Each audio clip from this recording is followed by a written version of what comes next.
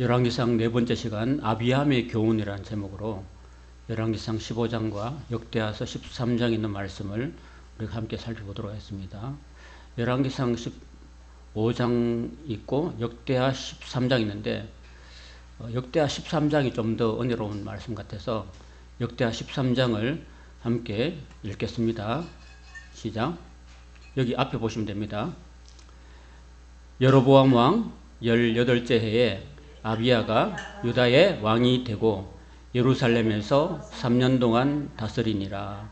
그의 어머니 이름은 미가야요 기브아 사람 우리엘의 딸이더라. 아비야가 여로보암과 더불어 싸울세 아비야는 싸움에 용감한 군사 40만 명을 택하여 싸움을 준비하였고 여로보암은 큰 용사 80만 명을 택하여 그와 대진한지라. 아비야가 에브라임 산 중 스마라임 산 위에 서서 이르되 여로보암과 이스라엘 무리들아 다 들으라.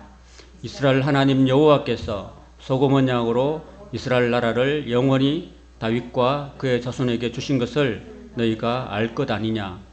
다윗의 아들 솔로몬의 신하 느밧의 아들 여로보암이 일어나 자기의 주를 배반하고 남봉군과 잡배가 모여 따름으로 스스로 강하게 되어 솔로몬의 아들 르호보암을 대적하였으나 그때에 르호보암이 어리고 마음이 연약하여 그들의 입을 능히 막지 못하였었느니라. 이제 너희가 또 다윗의 자손의 손으로 다스리는 여호와의 나라를 대적하려 하는도다. 너희는 큰 무리요 또 여로보암이 너희를 위하여 신으로 만든 금송아지들이 너희와 함께 있도다. 너희가 아론 자손인 여호와의 제사장들과 레위 사람들을 쫓아내고 이방 백성들의 풍속을 따라 제사장을 삼지 아니하였느냐. 누구를 막론하고 어린 수송아지 한 마리와 수양 7마리를 끌고 와서 장립을 받고자 하는 자마다 허무한 신들의 제사장이 될 수 있도다. 우리에게는 여호와께서 우리 하나님이 되시니 우리가 그를 배반하지 아니하였고 여호와를 섬기는 제사장들이 있으니 아론의 자손이요 또 레위 사람들이 수종대로 매일 아침 저녁으로 여호와 앞에 번제를 드리며 분향하며 또 깨끗한 상에 진설병을 놓고 또 금 등잔대가 있어 그 등에 저녁마다 불을 켜나니 우리는 우리 하나님 여호와의 계명을 지키나 너희는 그를 배반하였느니라. 하나님이 우리와 함께하사 우리의 머리가 되시고 그의 제사장들도 우리와 함께하여 전쟁의 나팔을 불어 너희를 공격하느니라. 이스라엘 자손들아 너희 조상들의 하나님 여호와와 싸우지 말라. 너희가 형통하지 못하리라. 여로보암이 유다의 뒤를 둘러 복병하였으므로 그 앞에는 이스라엘 사람들이 있고 그 뒤에는 복병이 있는지라. 유다 사람이 뒤를 돌아보고 자기 앞뒤에 적병으로 말미암아 여호와께 부르짖고 제사장들은 나팔을 부니라. 유다 사람이 소리 지르매 유다 사람이 소리를 지를 때에 하나님이 여로보암과 온 이스라엘을 아비야와 유다 앞에서 치시니 이스라엘 자손이 유다 앞에서 도망한지라. 하나님이 그들의 손에 넘기셨으므로 아비야와 그의 백성이 크게 무찌르니 이스라엘이 택한 병사들이 죽임을 당하고 엎드린 자들이 50만 명이었더라. 그때에 이스라엘 자손이 항복하고 유다 자손이 이겼으니 이는 그들이 그들의 조상들의 하나님 여호와를 의지하였음이라. 여기까지 읽겠습니다. 너무 길어서. 자, 열왕기상서 오늘 네 번째 시간이고 르호보암 왕조의 두 번째 르호보암 왕의 아들 아비야 또는 아비얌이라고 되어 있는데 이 사람에 대해서 오늘 잠깐 살펴보고 하나님께서 우리에게 주시는 그런 메시지, 음성 교훈을 잘 새겨 듣고 그 뜻대로 살기를 바랍니다.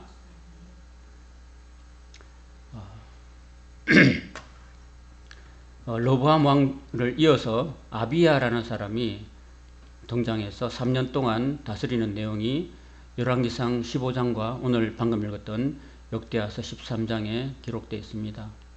아비야는 3년만 통치했던, 가지고 지금으로 말하면 3년 정도만 통치하고 죽었던 짧은 재임 기간을 가졌던 왕이었습니다. 이 아비야에 대해서 또는 아비함에 대해서 열왕기상과 역대하서 13장에서 두 개가 같이 이야기를 하고 있습니다. 실제로 르호보암의 아들 아비함이 살았던 시대는 주전 10세기였고 한 950년 그 어간이었습니다. 주전 950년 어간이었는데 실제로 기록한 것은 11개의 기자가 제가 말씀드릴 때는 예레미야라고 말씀드렸잖아요. 예레미야는 주전 6세기의 사람. 그러니까 한 400년 가까이 시간이 지나온 다음에 기록한 거거든요. 그러니까 정확하지가 않을 수가 있다는 겁니다, 여러분. 옛날에는 지금처럼 무슨 뭐 이렇게 기록물이 잘 보관돼 가지고 뭐 보관이 완전하지 않기 때문에 좀 기록물에 의해서 여러 가지 유실될 수도 있고 또 그걸 자꾸 사본으로 이어다 보니까 그게 좀 약간 글씨가 바뀌어질 수도 있습니다, 여러분. 그래서 지금도 우리나라 그 이순신 장군이 임진왜란 때 기록한 그 난중일기라고 있잖아요. 난중일기가 지금 원본이 좀 따로 보관돼 있잖아요, 그죠? 그거를 만약에 계속 앞으로 여러 해 동안 앞으로 100년, 200년, 300년 계속 보관하기 위해서는 굉장한 그 보관하는데 그 온도와 습도와 이런 것들 다 조절해야 되거든요. 그런 것들을 이제 잘 하지 못했을 때는 그게 유실되거나 글씨가 사라져 버릴 수도 있잖아요. 그 3, 400년 지난 후에 기록했기 때문에 굉장히 뭐랄까 글씨 자체가 틀릴 수도 있는 거죠. 그래서 열왕기상에는 아비얌이라고 됐어요. 아비얌. 미음이 이렇게 붙어 있고, 그리고 그 이후에 그 한 100여 년이 지난 후에 마지막으로 그 에스라가 기록했을 때 주전 444년에 기록했을 때하고는 시간이 더 많이 흘렀으니까 그게 글자들이 소실될 수도 유실될 수 있는 거죠. 그래서 역대하에서는 아비야라고 기록돼. 아비야. 아마 미음자가 아마 그죠? 뭐 사라질 수도 있는 거죠. 그리고 이제 그 보는 기록을 하는 역사를 기록하는 그런 사관들이 역사를 보는 입장에서 긍정적인 사관을 가진 사람이 있냐면은 부정적으로 보는 사람도 있다는 겁니다, 여러분. 가령 예를 들어서 어떤 한 사건에 있어서 예를 들어서 뭐 제주 4.3 사건에 대해서 예를 들어서 이 야당 쪽, 지금 현재 야당 쪽에서는 그걸 굉장히 옹호하고 또 그 4.3 추진법을 추진하려고 하고 그거를 헌법의 전문에 4.3 정신을 기록하자 하는 정신이 있냐면은 또 반대편에서는 또 너무 보수 진영에서는 또 그런 것들을 막 선뜻하지 않으려고 하는 그런 것도 있잖아요, 그죠? 똑같은 사건인데 역사적으로 제주 4.3 사건이 딱 한 번 주어졌는데 그 사건을 어떤 시각에서 바라보냐에 따라서 달라질 수도 있네요. 그래서 열왕기에서는 그 르호보암의 아들 아비암에 대해서 굉장히 부정적인 그런 사관을 가지고 부정적으로 평가하고 있어요. 근데 역대하에서는 좀 더 긍정적으로 똑같은 사람에 대해서 시각을 다르게 하고 바라보고 있다는 것입니다. 좀 긍정적으로 보고 있던 거예요. 그러니까 우리가 아까 그 오전에 말씀을 전하면서 두로의 제자들이 있었다라는 것을 우리가 처음 들었잖아요, 그죠? 사도 바울이 두로에 가서 제자를 삼았고 복음을 전했다는 이야기가 없었는데 처음으로 등장했듯이, 그리고 그 지난주에 우리가 살펴봤듯이 그 지난주 주일을 말씀드렸듯이 거기 보면 예수님이 하신 말씀에 주는 것이 받는 것보다 복이 있다 하는 것은 사복음서를 아무리 뒤져봐도 없거든요. 근데 바울은 주 예수님께서 친히 말씀하셨다고 기록하고 있거든요. 그러니까 이 기록된 말씀 말고도 구전으로 전해온 말씀들 또는 다른 기록에 그런 것들이 있을 수 있다라는 것을 우리가 생각해야 되는 거예요. 그래서 역대하 우리가 13장의 말씀을 쭉 읽어봤는데 거기에는 열왕기에서 기록되지 않는 다른 말씀들이 더 자세하게 나와 있어요. 그러니까 제가 일부러 열왕기상 15장을 보지 않고 역대하 13장을 본 것은 여기가 더 자세하게 열왕기상에 없는 내용들이 더 추가되었고 첨가되었기 때문에 이 말씀을 일부러 본 겁니다. 동일한 내용은 여로보암 제18회째 이 아비암이 왕으로 등극해서 3년 통치했다는 말은 똑같아요. 그런데 이름 자체가 조금 끝자가 좀 틀리고요. 그리고 어머니의 이름이 또 달라요. 어머니의 이름이 열왕기에는 그 어머니의 이름이 마가요, 아비살롬의 딸이라 이렇게 기록되는데 역대하에는 미가야라고 되어 있습니다. 사실 그 히브리어는요 자음으로 되어 있어요. 자음으로. 히브리어는 딱 보면요 자음만 이렇게 딱 되어 있어요. 그리고 우리나라처럼 왼쪽에서 오른쪽으로 가는 게 아니라 오른쪽에서 왼쪽으로 가요. 이렇게 글씨가. 그 왼손잡이가 쓰기 좋아요. 우리는 이렇게 나갔잖아요. 근데 히브리어는 왼손으로 이렇게 나와요. 글씨를 이렇게 나와요. 그래서 보면은 자음이 같아요. 마가, 미가야 똑같잖아요. 미음, 이음, 기역 똑같죠. 그래서 오랜 시간을 흐르면서 아마 이 자음은 똑같고 모음에 따라서 점이 옆에 붙느냐 밑에 붙느냐 위에 붙느냐 이에 따라서 이름이 발음이 달라질 수도 있는 거죠. 그리고 또 하나는 아비살롬이라 따로 있는데 역대하에는 기브의 사람 우리엘의 딸이라 이렇게 기록했습니다. 아마 동일 인물인데 아마도 좀 다르게 기록한 것 같아요. 사실은 누가복음하고 마태복음하고 예수님의 족보가요 영 달라요. 영 다르다니까요. 마태복음의 족보는 아브라함과 다윗의 자손 예수 그리스도의 세계를 하면서 쭉 이렇게 남성 위주로 쭉 나오고, 누가복음에는 누가가 의사잖아요. 의사고 누가는 항상 가난한 사람들, 병든 자들, 약자들을 중심으로, 여인들을 많이 중심으로 했기 때문에 누가복음은요 족보를 다루는 데 있어서 이게 밑에서부터 가요. 밑에서부터 그 요셉부터 해가지고 예수님부터 해가지고 예수님의 어머니는 누구고 그 어머니는 누구고 이렇게 또 모계로 쭉 올라가요. 그 이상은 누구고 그 이상은 누구고 그 이상은 누구고 그 이상은 아담이고 그 이상은 하나님이시라 이렇게 거꾸로 올라가요. 거꾸로 족보가. 그러니까 영 달라요. 영 다르고 완전히 다르고 중간에 몇몇 사람이 같이 겹쳐지는 부분이 있는데 영 다른. 그러니까 관점에 따라서 예수님의 족보를 밑에서 위로 볼 수도 있고 위에서 밑으로 쭉 내려볼 수 있는 거죠. 그런 식으로 똑같은 그 예수님의 가문에 대해서 다르게 보고, 하나는 모계로 보고 하나는 부계로 보고 다르게 있기 때문에 우리가 열왕기상하고 역대상하고 읽어보면서 목사님 너무 내용이 다르잖아요. 이름도 너무 다르잖아요. 아버지 이름도 너무 다르잖아요. 이렇게 볼 수도 있어요. 볼 수 있지만은 그 근원은 같다라는 것을 우리가 생각해야 돼요. 그리고 이제 역대하서는요 사실은 에스라가 나라가 망하고 난 다음에 다시 70년 포로 생활하고 다시 고토로 돌아와서 이제 한번 다시 민족을 재건해보자. 다시 한번 우리가 나라를 바르게 세워보자 하는 그런 목적적인 그 역사관에서 기록했거든요. 목적 농조로. 그러니까 옛날에 잘못한 거 그거 일부러 막 덜수시 내지 않아요. 옛날에 잘못한 건 다 묻어두고 그래도 그나마 잘했던 거, 그 왕에 대해서 잘했던 것만 어쨌든 찾아내가지고 그 잘했던 점을 자꾸 부상시키려고 해요. 그래서 우리 옛날 사람들이 이렇게 잘한 부분이 있다. 못한 부분도 있지만 이렇게 잘한 부분이 있으니까 우리 잘한 부분을 우리가 더 잘 살려서 우리 후손들을 잘 해보자. 이런 식으로 했다는 겁니다. 그래서 오늘 이 아비야에 대해서도 이 역대기에서는 좀 뭔가 긍정적인 부분, 잘한 부분에 대해서 살피고 있습니다. 아비야에 대해서 살펴볼 때 여기 우리가 함께 읽었던 역대하서 13장에 보면요. 이스라엘의 그 여로보암 18년에 아비야가 등극했다고 그랬잖아요. 3년 동안 다스린다고 그랬는데 3년 동안 늘 전쟁이 있었다고 그랬어요. 그래서 이 역대기서는 전쟁 이야기를 다루고 있어요. 전쟁.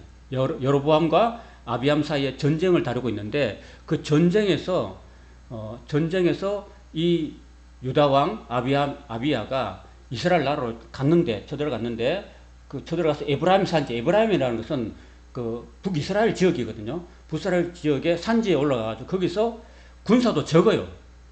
남유다는 40만 명의 군사고 북이스라엘은 12지파가 되어가지고 10지파가 돼가지고 80만 명의 군대가 있으니까 인간적인 생각으로 따진다면은 40만 명이 이길 수 있을까요? 80만 명이 이길 수 있을까요?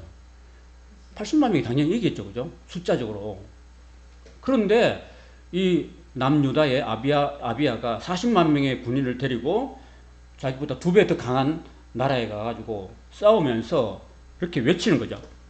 외쳐가지고 아까 우리가 읽었던 말씀에 우리가 쭉 읽었는데 그걸 제가 간단하게 다시 한번 짧게 요약하자면은, 왜 하나님이 세우신 다윗을 통해서 하나님이 세우신 이스라엘 나라를 왜 너희들은 왜 배반했느냐? 그 여로보암이요 다윗의 아들이었던 솔로몬을 배반하고 10지파를 세웠던 나라거든요. 물론 하나님의 약속에 의해서 그렇게 세워졌지만은 지금 아비야 왕은 북이스라엘 여로보암에 대해서 왜 다윗이 세운 나라를 왜 배반하고 도망갔느냐, 왜 배반하고 했느냐 하는 것을 지적하고 있어요.